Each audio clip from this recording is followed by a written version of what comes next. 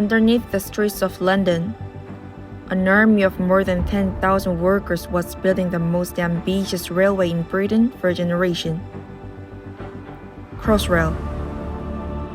Constructing Crossrail is like undertaking open heart surgery on a patient whilst that patient is awake. When we go through this gate, you'll see there's a very different world the other side of the fence. Strange, dark world.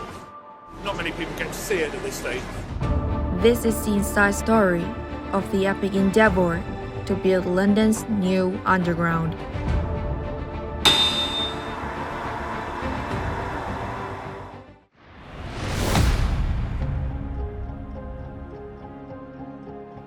The Mayor of London shapes the city's development through the London Plan, outlining long-term growth strategies, land use, and building regulations. This framework guided the transformation of Canary Wharf, home to Crossrail Station. The area was designated as a central activity zone, toll bidding zone, opportunity area, and emerging metropolitan centre. Developers Olympia and York and Canary Wharf Group followed this vision, placing One Canada Square at the heart of the district. As both a visual and geographic anchor, it defines Canary Wharf's identity. Its surrounding skyscrapers align with the London Plan's toll bidding zone policy. As planned, One Canada Square stands as an iconic landmark in Canary Wharf, at the heart of the nation's financial sector. The district is structured around this central tower. To support its core function, essential infrastructure was required, most critically, transportation.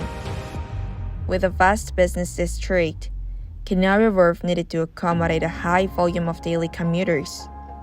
This is supported by 3 rail lines: the Elizabeth Line, the Jubilee Line, and the Docklands Light Railway. These 3 lines converge around One Canada Square, forming the district's transportation backbone. At ground level, One Canada Square seamlessly connects to Canary Wharf Financial Hub. This area is linked by Adams Bridge, a key route for business professionals. Beneath it lies Canada Place, a major commercial hub within Canary Wharf. Connected to the underground pedestrian network, Canada Place enhances accessibility to both the Elizabeth Line and Jubilee Line stations. The internal walkways of Canada Place directly connect the shopping mall to the underground stations, reducing urban congestion and improving pedestrian accessibility. Unlike the Elizabeth and Jubilee Line, which run underground, the Docklands Light Railway operates above ground. It is directly connected to Canada Place at street level. At Crossrail Station, access to commercial and financial facilities was organized by levels.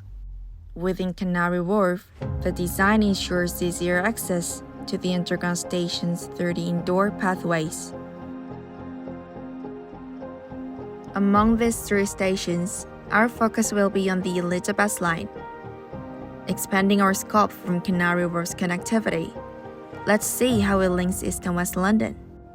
The connection of them was achieved through underground tunnels made possible by TBM method. The construction of these new tunnels was divided into 10 drives and 3 land sites. These sites were designated as C300, C305, and C310, while the drives were categorized by their respective routes as Drive X, Y, Z, G, and H. During the excavation of the Elizabeth Line tunnels, the TBM method was employed, followed by the segment lining technique, where precast concrete segments were installed to reinforce the tunnel structure. Various types of TBM machine exist, each designed for specific ground conditions. Single shield TBMs are suited for hard or fractured rock. Double shield TBMs enhance productivity in highly fractured rock. And gripper TBMs enable high-speed excavation in stable rock formations. For the Crossrail project, earth pressure balance TBMs were utilized. These machines are designed to maintain ground stability making them ideal for soft and mixed ground conditions.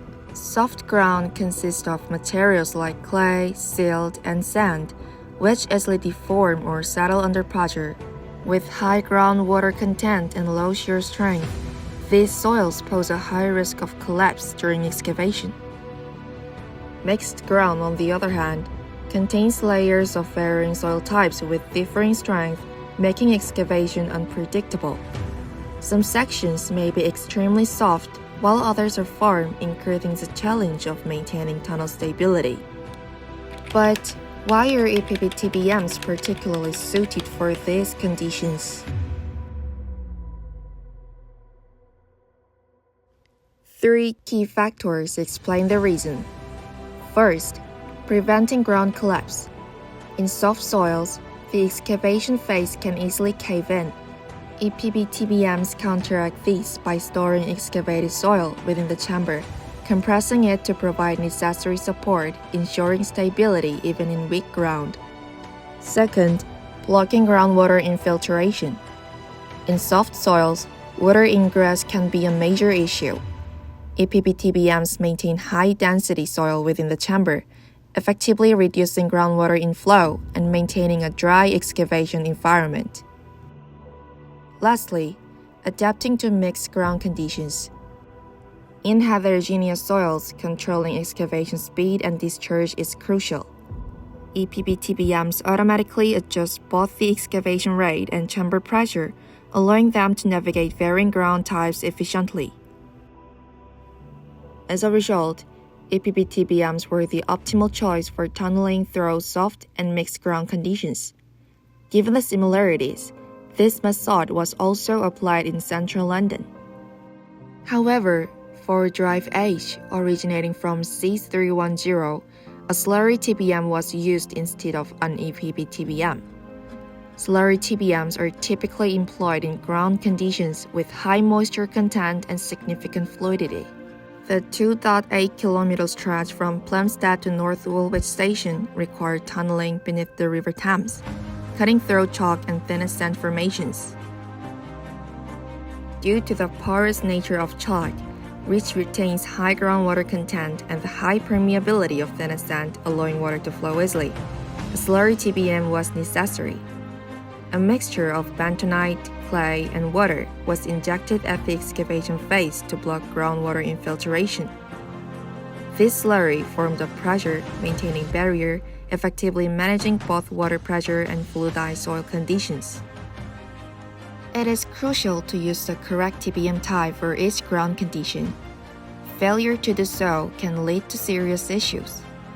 A notable example is Hong Kong. The city's geology consists of weathered granite and marine sand deposits, creating a complex subsurface. During TBM tunneling, a sudden transition from rock to soft ground caused a loss of support, leading to ground settlement.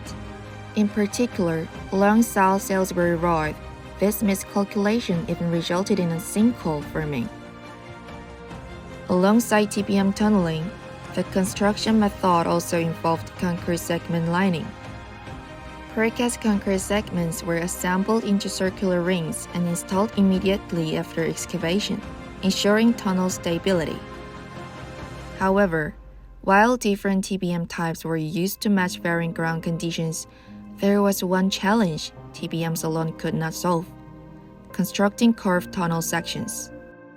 Since TBM tunneling is primarily suited for straight alignments, it faces spatial limitations in dense urban areas.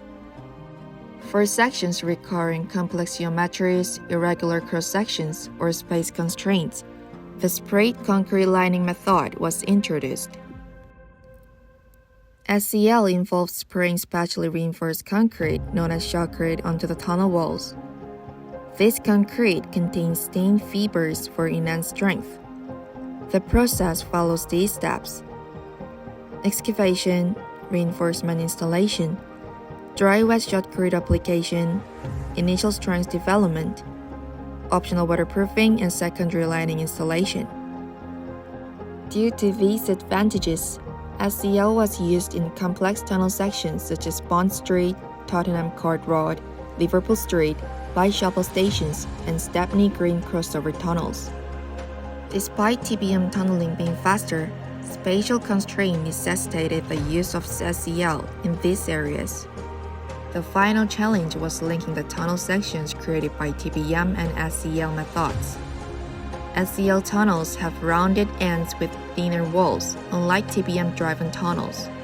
If a TBM were to directly bore through these concrete walls, it could damage station roofs and cause cracks up to 1 meter wide. To prevent this, a reinforced concrete plug was constructed to flatten and strengthen the tunnel ends. This allowed a smooth and controlled connection between the TBM and SCL sections. When the TBM passed through Canary Wharf Station, the station box was already completed. To navigate the height difference between the tunnel and the station, a lifting bracket was used. It supports and distributes the TBM's weight efficiently, preventing direct load transfer to the station structure. It also allows controlled movement of the TBM, ensuring a smooth passage through the station. This week, we explore the connectivity of the Crossrail station at Canary Wharf and the construction methods used for the Elizabeth line, with a focus on the TBM technique. Next week, we'll look into the key issues during construction: delays, equipment, electrical systems, and cost-related challenges. Week 6 to 8 will cover other construction methods and structural systems used at Canary Wharf. From weeks 9 to 11, we'll shift our focus to the Canary Wharf area itself and the facilities within it.